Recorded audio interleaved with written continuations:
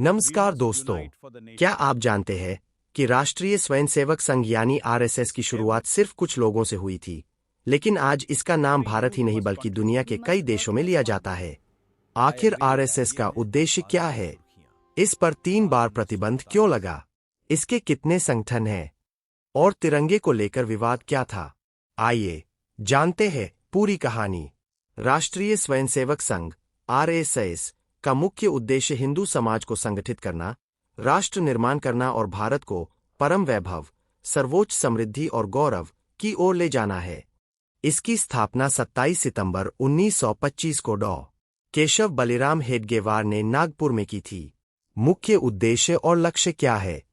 हिंदू संगठन संपूर्ण हिंदू समाज को जाति, भाषा या क्षेत्र से ऊपर उठकर एकजुट करना।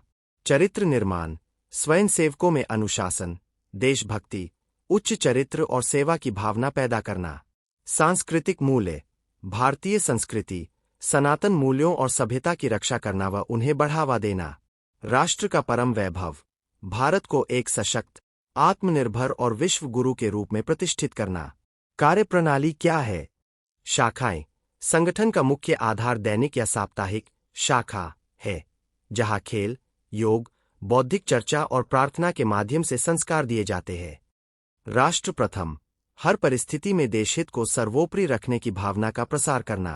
किन किन देशों में है नेटवर्क? राष्ट्रीय स्वयंसेवक संघ आरएसएस का नेटवर्क भारत के बाहर लगभग 39 से 80 हुआ है।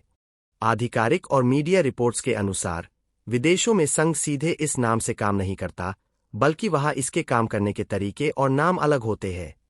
विदेशों में कार्यप्रणाली क्या है?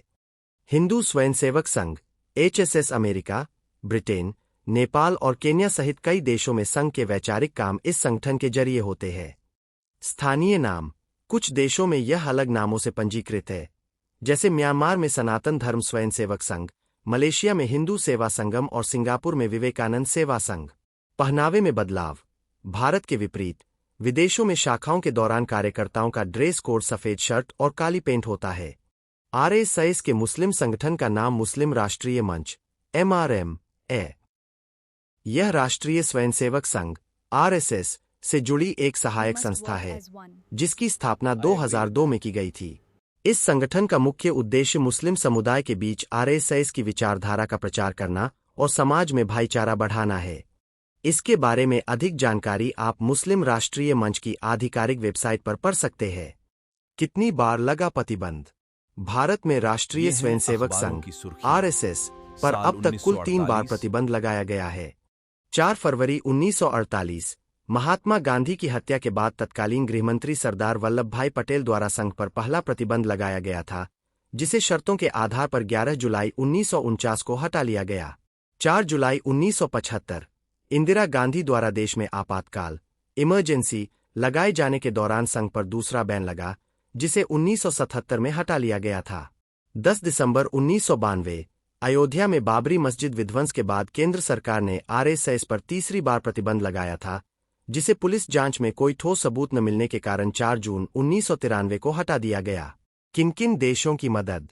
स्वयंसेवी संगठनों एनजीओस ने दुनिया भर के 100 से अधिक विकासशील और संकटग्रस्त देशों में स्वास्थ्य, शिक्षा, आपदा राहत और गरीबी उन्मूलन के क्षेत्र में मदद की है। प्रमुख उदाहरणों में red cross, doctors without borders, जो 70 से अधिक देशों में सक्रिय है, और यूएनवी, 144 से अधिक देशों में जैसे संगठन शामिल है, जिन्होंने अफ्रीका, एशिया और लैटिन अमेरिका के जरूरतमंद देशों को सहायता पहुंचाई है। यूक्रेन, हालिया रूस यूक्रेन युद्ध के दौरान भारतीय मूल के स्वयंसेवी संगठन सेवा इंटरनेशनल, आरएसएस समर्थित और अन्य वैश्विक संगठनों ने यूक्रेन के करीब 15 शहरों और सीमाओं पर भारतीयों समेत कई देशों के शरणार्थियों को भोजन, दवा और सुरक्षित निकासी में मदद की है।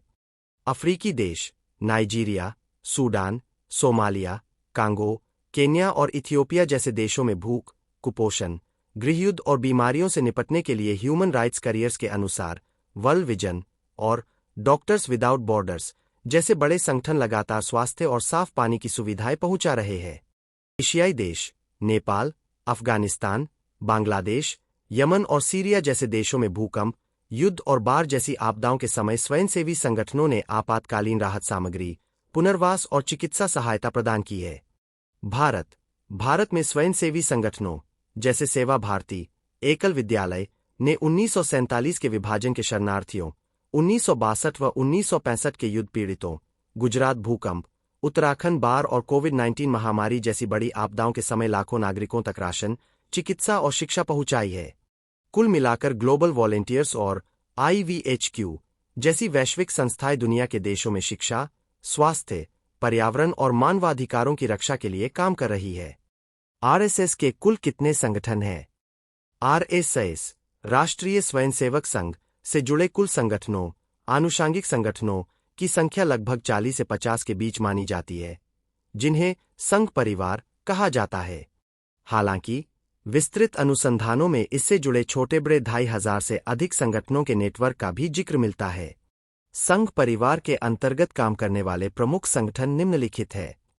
राजनीतिक, भारतीय जनता पार्टी BJP, श्रमिक, भारतीय मजदूर संघ BMS, विद्यार्थी, अखिल भारतीय विद्यार्थी परिषद ABVP, किसान, भारतीय किसान संघ BKS, धार्मिक व सांस्कृतिक, विश्व हिंदू परिषद VHP और बजरंग दल, महिला, राष्ट्र सेविका समिति, शिक्षा, विद्या भारती, स्वदेशी जागरण मंच।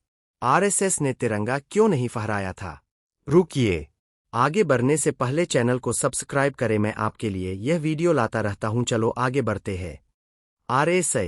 RSS ने स्वतंत्रता के बाद कई दशकों तक अपने नागपुर मुख्यालय पर तिरंगा इसलिए नहीं फहराया क्योंकि संगठन का मानना था कि उनके वैचारिक प्रतीक भगवा ध्वज में ही भारत की संस्कृति और परंपरा निहित है।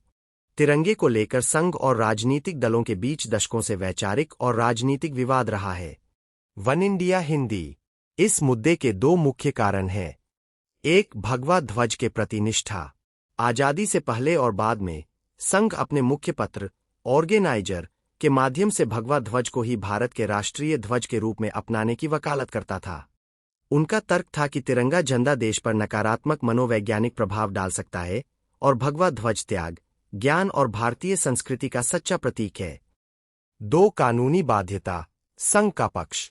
संघ का हमेशा से यह भी तर्क रहा है कि फ्लैग कोड, भारतीय ध्वज संहिता के नियमों के अनुसार आजादी के बाद 1950 से लेकर 2002 तक आम नागरिकों या निजी संस्थाओं के परिसरों पर तिरंगा फहराने की अनुमति नहीं थी। यह केवल सरकारी भवनों तक ही सीमित था।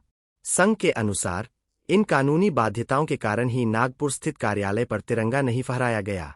फ्लैग कोड में बदलाव और वर्तमान स्थिति काया है।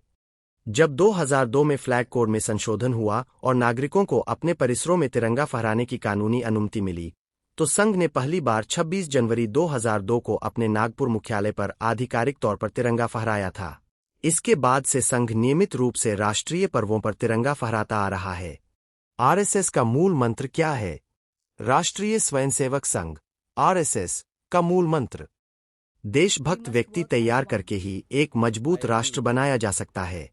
इसके अलावा संघ की बैठकों और कार्यक्रमों में संघ शक्ति युगे युगे, संगठन में ही शक्ति है, तथा वैदिक संगठन मंत्र को भी इसके मुख्य आधार व प्रेरणा के रूप में देखा जाता है। अगर आपको यह जानकारी उपयोगी लगी हो तो वीडियो को लाइक करें, चैनल को सब्सक्राइब करें और ऐसी ही जानकारीपूर्ण वीडियो के लिए जुड़े रहें।